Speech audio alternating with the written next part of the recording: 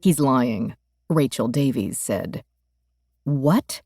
Ellie nearly spilled the cup of overly warm coffee she'd so carefully carted across the terrazzo.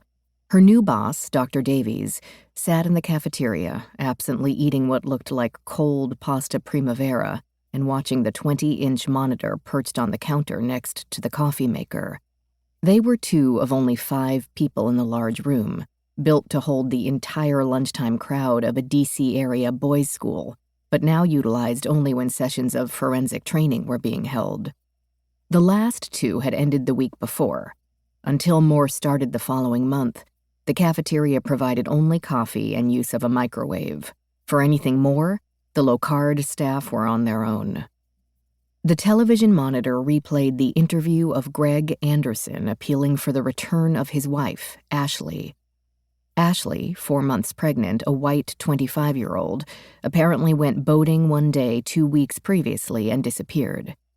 After 1 week, local fishermen found the empty boat bobbing in the Gulf. Though boating accidents were hardly unheard of in coastal areas, Ashley's case stayed in the news, mostly because of her father, Martin Post, the 3rd richest man in the United States, genius of oak tree software and hardware design.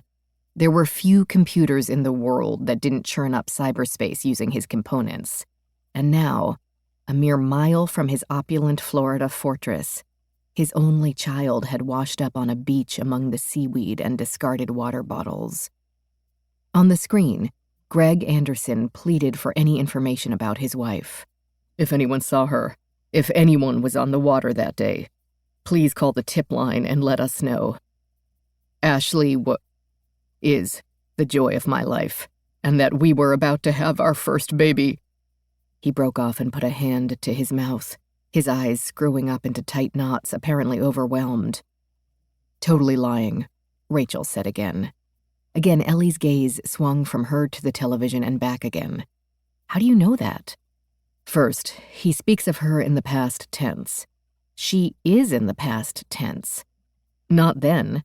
That interview was shot on the day after she disappeared."